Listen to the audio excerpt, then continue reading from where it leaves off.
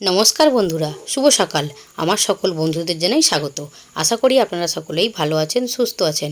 আমিও ভালো আছি, আমার পরিবারের সকলেই ভালো আছে, সুস্থ আছে। চলুন বন্ধুরা, দুপুরে কী কী রান্না করেছি দেখে নিই। এই যে ভাত বানিয়ে নিয়েছি, আর তার সাথে কী করেছি জানো বন্ধুরা, ওলের ডাঁটা, কালো জিরে, রসুন, পেঁয়াজ ফোড়ন দিয়ে বানিয়েছি। আর কাঁচা লঙ্কা দিয়েছি, চিংড়ি মাছটা দিইনি, এমনি বানিয়েছি। আর এদিকে স্যালাড নিয়েছি, স্যালাডে শসা, গাজর, লেবু। আর ইলিশ মাছ নিয়ে এসছে, ইলিশ মাছের তেল রাখবো না তা কখনো হয়। ইলিশ মাছের তেল, সাথে ইলিশ মাছ ভাজা। আর ইলিশ মাছটাকে না আমি ভাপা বানিয়েছি। আর এদিকে আমরা চাটনি করেছি, আর সাথে এই যে খাসির মাংসের লাল ঝোল। বন্ধুরা, কালারটা কেমন হয়েছে অবশ্যই বলো। আলু ছাড়া বানিয়েছি, বাপি তো খাবে না তাই। আর এদিকে আমটা আগে কেটে নিয়েছি, তাই একটু কালো হয়ে গেছে। এত সকাল সকাল রান্না করলে কী হবে, হাতে নেয় সময় নেই। তাড়াতাড়ি করে থালাটা গুছিয়ে নিয়েছি, বাপি আর মায়ের ভাতটা রেডি করে নিয়েছি। বাপি আর মা চলে যাবে তো তাই। আর এই যে থালাটা এইভাবে গুছিয়েছি, সাজিয়েছি। বন্ধুরা, কেমন হয়েছে অবশ্যই কমেন্ট করে বলো। বাপি মিষ্টি খাবে না, বাপির সুগার তো, তাই জন্য বাপিকে আর মিষ্টি দিইনি, মাকে মিষ্টি দিয়েছি। চলুন বন্ধুরা, টাইম হয়ে যাচ্ছে, বাপি মা আগে খেয়ে নিক, পরে কথা বলছি।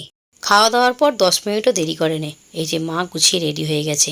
অনেকটা দূরের রাস্তা তো, তাই একটু চিন্তা হয়। প্রায় গাড়িতে যেতে এখান থেকে 5-6 ঘন্টার মতো লেগে যায়, যদি টাইমে সব কিছু গাড়ি পাওয়া যায়। আর না হলে তো 7-8 ঘন্টা মতো লেগে যায়। আমাদের এখান থেকে বসিরহাট স্টেশন ওই মিনিট 5 মতো গাড়িতে লাগে। তো মাম্মামের ড্যাডি দিয়ে আসবে। আমি, বাবু আর মামা আছে ঘরে, আমি থাকবো। আর মাম্মামের ড্যাডি দিয়ে আসুক। মনটা খুবই খারাপ লাগছে, কিছু করার নেই। বাপিরও হাতে টাইম নেই, বাপির সামনের সপ্তাহে চলে যাবে। তাই যখনই বছরে একবার আসে, তো আমার বাড়ি এসে একবার করে হলেও ঘুরে যায়।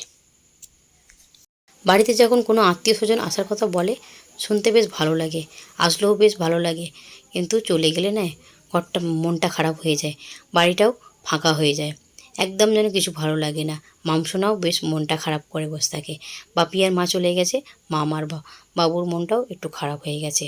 আর আমারও মনটা খারাপ লাগছিল। আমি এই যে ছাদে চলে এসেছি। ছাদে এসে এই যে খোলা আকাশের দিকে তাকিয়ে রয়েছি।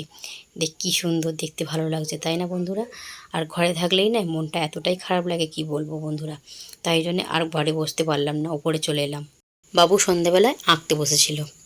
বাবুকে বললাম, বাবু যেই ছবিটা তুই এঁকেছিলিস, স্যার গ্রুপে দিয়েছিল।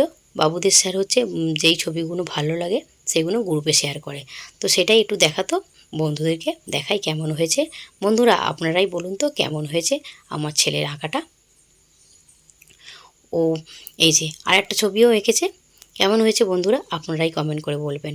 আর আজকের মতো ব্লগটা আমি এখানেই শেষ করছি। যদি ভালো লেগে থাকে লাইক দিয়ে পাশে থাকবেন। সকলেই ভালো থাকবেন, সুস্থ থাকবেন।